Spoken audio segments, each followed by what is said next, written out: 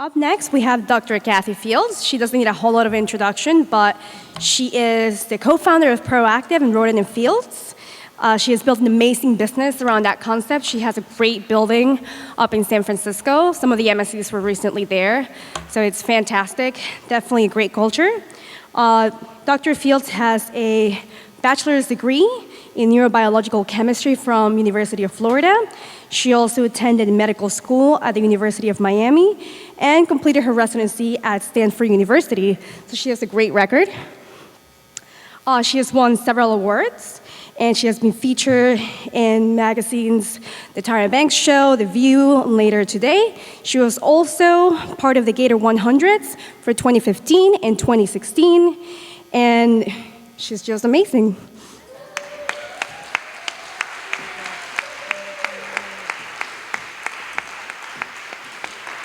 Just amazing were the women who spoke before me. I think it's important to take with you their enthusiasm and passion, because if you don't have that, you can't be up here. You really have to have something different that sets you apart. So I think we're waiting for my slides to come up. So let's see if that'll happen. Showtime? Yeah. It's ready? It's going in 1 second. Anyway, so what I want to do is put you in a mindset. I want to engage you. And I want you to think about things when I talk I want you to think about yourself. Since this is the generation of the selfie and me, this is that hour where we can really go deeper into that thought. Oh, it's up. Okay, good. So I don't show up much, but maybe you can read it, The Proactive Paradigm. I'm busy. I'm a professor. I teach at Stanford and UCSF. I still practice medicine. I love to practice medicine. Let's see if I can disengage. So dermatology or dermatologist is what I am. I am the inventor, and I'll tell you what happened in my story, because it became something we were compelled to do. It was not something we were looking to do. So, oh, it's this one. Okay, go. All right, proactive. What does that mean? Proactive means to take control, to cause something to happen rather than reacting. This was the word of the 90s. Today the word is disruptive. So when we went to get this word, Katie and I had a contract. Katie is my partner, Katie Rodan. And we were practicing already in dermatology when we started Proactiv, but we had no business sense at all, zero. And we created our products, and that's for the end of this discussion. But when we created them, we went to a naming guy, and it cost for us all the money in the world, $10,000 to get a word. And we told him what we do. We're not going to spot treat pimples and chase them around your face. We're going to treat with 3 medicines, low strength, full face. It's what you do every day to prevent acne. This was unheard of in the year 1990. And this guy comes up with the word proactive. And we went, huh? We wanted Derma Beautiful. We wanted, something pretty. But proactive became an iconic word. All right. So on this journey today, I want you to learn how to jump into the waves and to ride that wave. I want you to feel alive and to be able to go somewhere with what you're doing. But to do it, you're going to take risk. And when you take risk, you can get hurt. And you can get hurt bad. But as they said before with the panel, it's about that journey that'll get you there. Priorities. So while you're thinking about yourself, we always want to talk about happiness. I want to be happy. I want to be successful. Well, what does that mean? Does that mean your mother said you got to be a doctor? Well, I am one of 4. We all are Gators, and we're all doctors. So did my mother tell us? You bet she did. Do I regret it? Not for a minute. In fact, my sister, the cardiologist, is a year older. My twin is a dermatologist who just passed away last week. And my little brother is an ER doc. And so happiness, studies show, leads to success. But success does not make you happy. All right, happy. So let's go back into a well-being study. Let's go to countries in the world. Who's the happiest? Anybody know what's the happiest country? Good, good. Yeah, you're all right, sort of. Panama. And that's true from the June 15 study, so for 37 points. So basically, when you talk about happiness as a country, you look at 5 parameters, and I want you to think about these personally. So purpose, social, financial, community, physical. Purpose. You like what you do every day. You learn or do something interesting every day. The women up here on this panel, they're challenged every day. But that makes life interesting. They're not dumbed down and watching reality TV or politics. So when you learn and you're doing something every day and you're involved and engaged, you thrive. Number 2, social. Someone's got your back. You're respected. This is important. If you are not respected in what you do, or if your friends are not looking out for you, you could be quite lost. Financial. Well, you got to have your overhead met. So how much is enough to be successful? In Gainesville, it doesn't take much. In San Francisco, it takes boatloads. So financial is really important. Community, where you live. This is Gator Nation. Great. It's part of a great community. And when you plug in life as you get older, part of a community is who you are. It's how you identify. And physical. If you don't have good health, you cannot go forward. So that is, as a doctor, I can tell you, number 1. All right, so let's put your feet in the water and talk about the competition. This is interesting. The numbers say as many as 40% of the jobs out there today are going away to technology. I have a Tesla. I've had a Tesla. What's cool about my Tesla? I have a new app. I can summon it. It will come and get me. It will drive itself. It's kind of scary, but it really is happening right now. So that robot that you see there is thinking about your job. So what's your job today? Because it's all about you, is to see where you are and how you can stand apart, how you can be a valuable contributor to society right now. Now, I'm from Waukegan.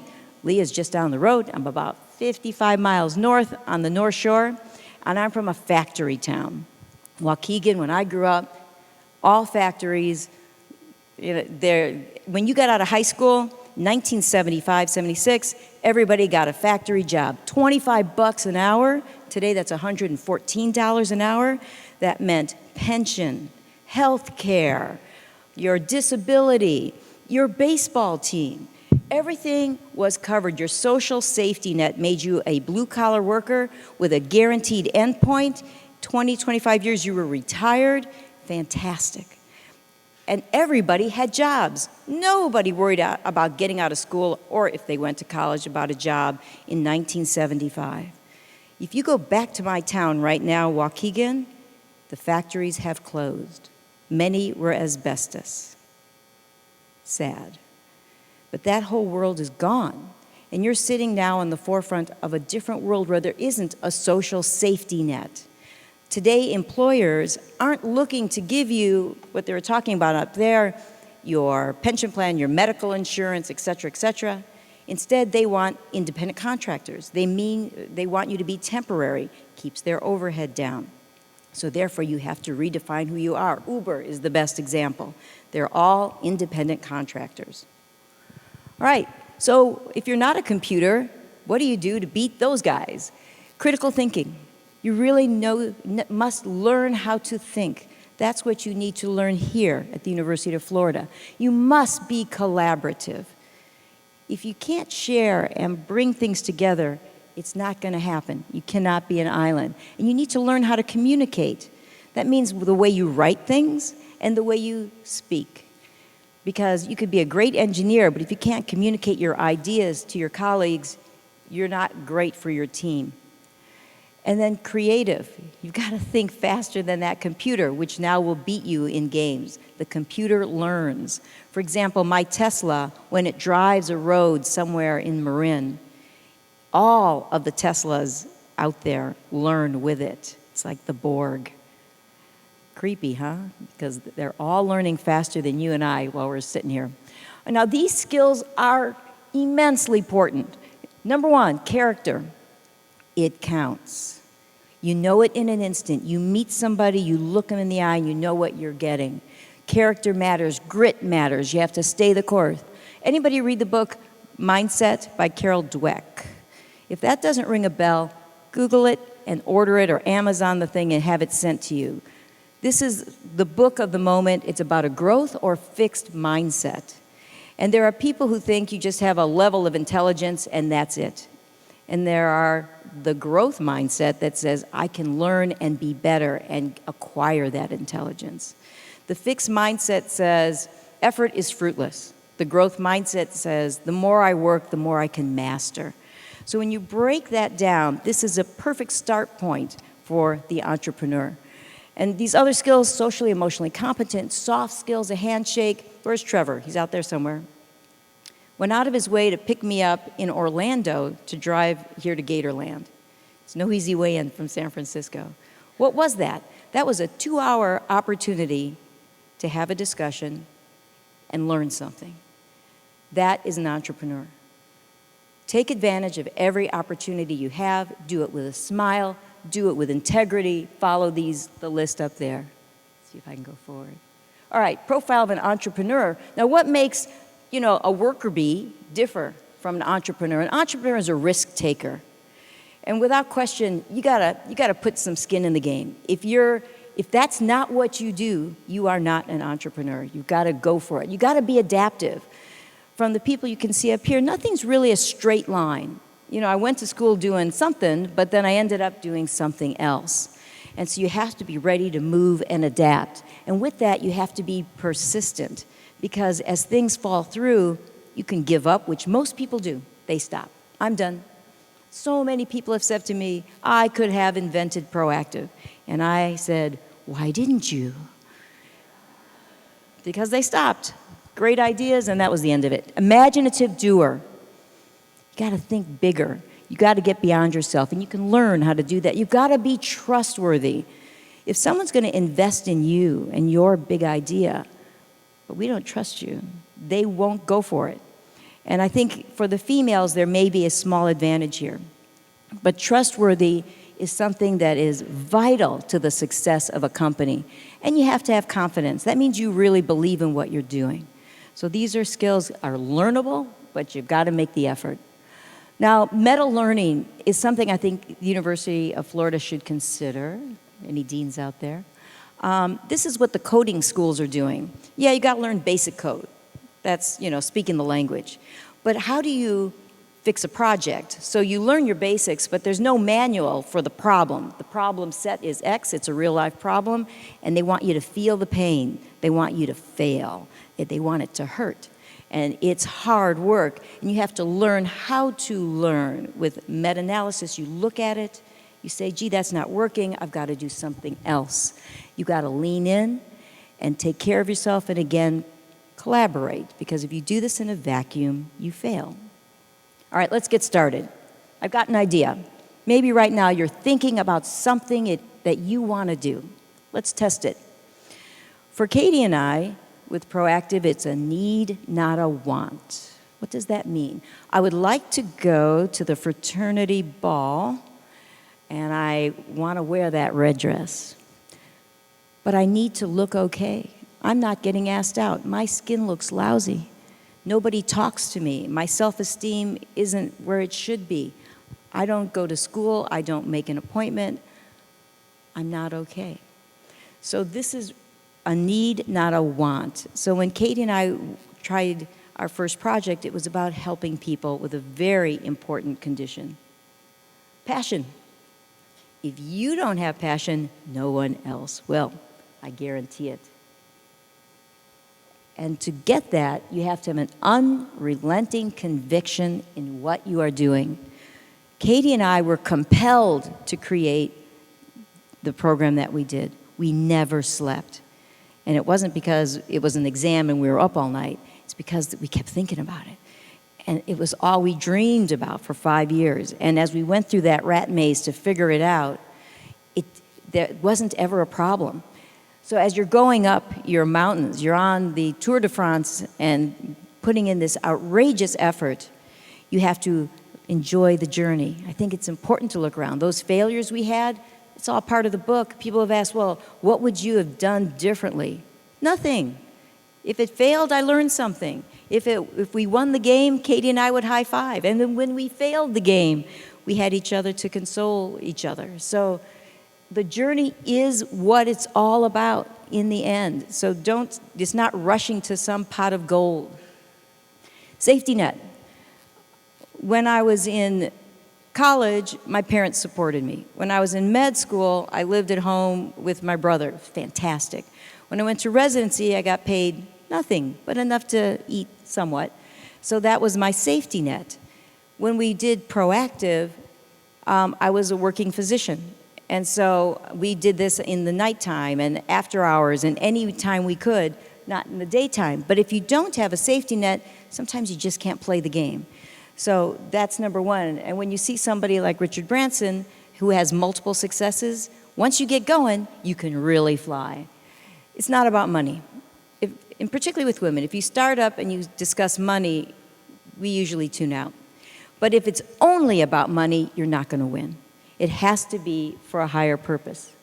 In that case, Richard Branson rules. Explore this next great frontier where the boundaries between work and higher purpose are merging into one, where doing good really is good for business. And that's how Katie, Rodan, and I run our lives. And I think that's a great start point for most of us. And again, I like books. I think when you read, you get a better idea of what's out there. This fellow, Simon Sinek, has a great book, Start With Why. If you don't know why you're doing something, you can't play the game. So organize your thoughts. And what he says is, people don't buy what you do, they buy why you do it. I have an Apple phone. Most of my colleagues in San Francisco, in the Silicon Valley, we all have Apples. We like Apple more than Samsung. In fact, we don't like Samsung. We love Apple. We love Tesla.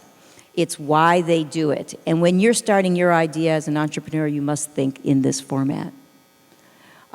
This is why Proactiv was successful. Another great book, Chan Kim, Blue Ocean Strategy. There's, in our era of acne, it was about a 250 million sized market, which was small in the year 1993, 4, 5. And there are a lot of players in the acne space, Oxy-Kill-It, for example, just all these one-off, one-shot therapies. And we came in a blue ocean. We started in a whole new paradigm, which was direct-to-consumer, infomercial. The red ocean, if you go to Walgreens, there's a wall of products, and no one knows who you are and how you can differentiate. Going into a Walgreens would have completely failed. So read this book to understand the strategy. The other part is a partnership. Building something from nothing takes commitment, perseverance, and relentless dedication. You will not get there without a partner or team of people around you who believe in something bigger than themselves, who want to be part of the vision you've created. That's an entrepreneur's creed.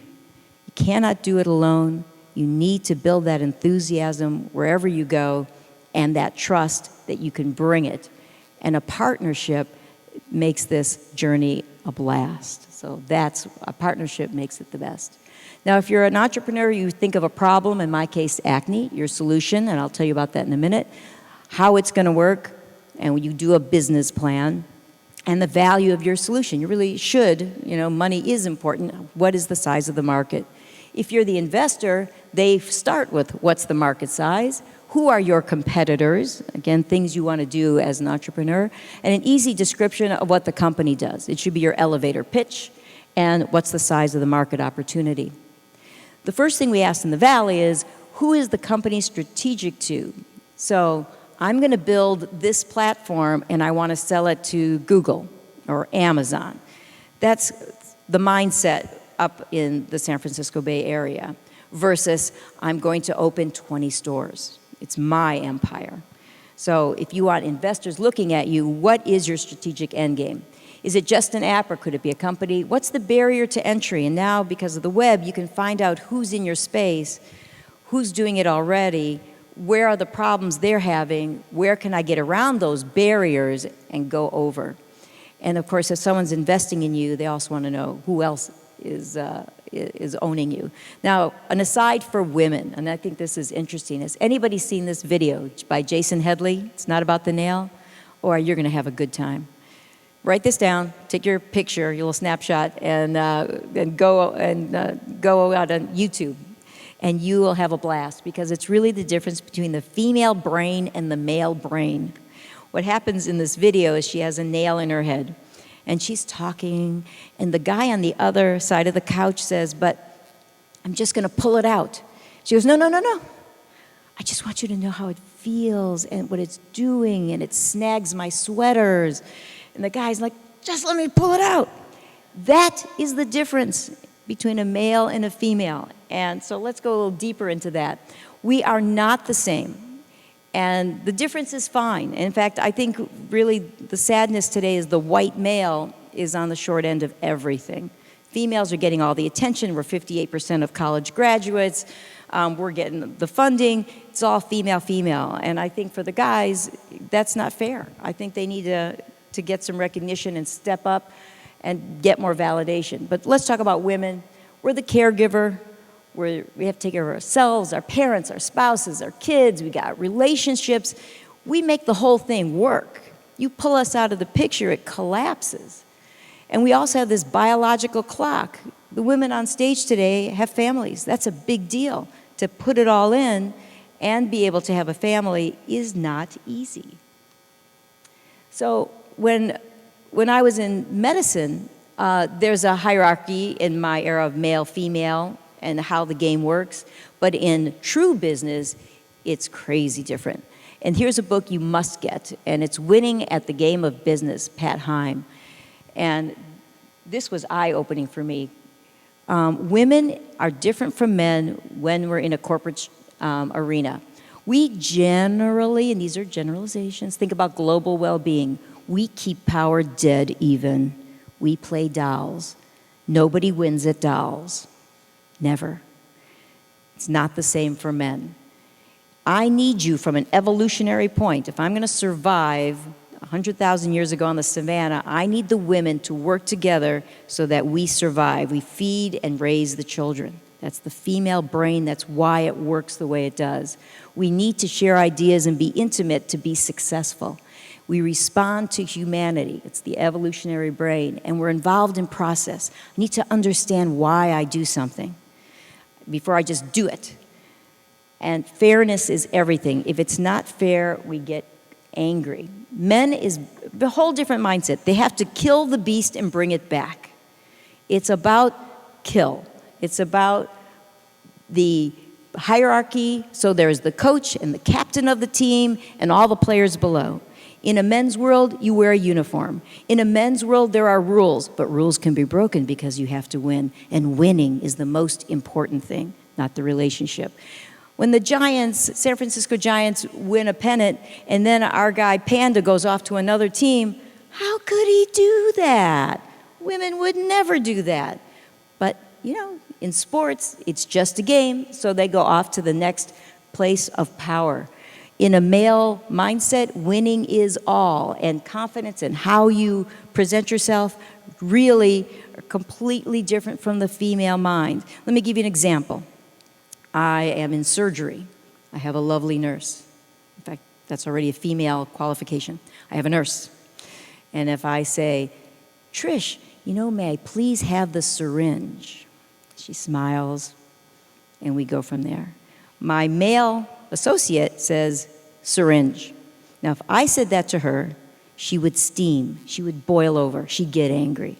I have to go through the female intimacy dance that we all do. It's natural. It's the way it works. The dentist in the room is shaking her head because she knows what I'm talking about.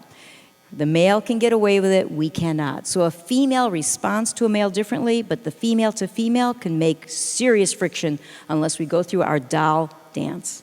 So just awareness of how this works will help you in life. So back to help in life. Women need a mentor, and there's resources through the university. Leverage them all. They'll help you with your career. They'll help you with the psychology. All these support groups they mentioned are not, oh, by the way. They're really the foundation so that you can go into this game and understand the rules. I'm not asking women to behave like men. I'm asking women and men to understand each other so that we can accomplish great things.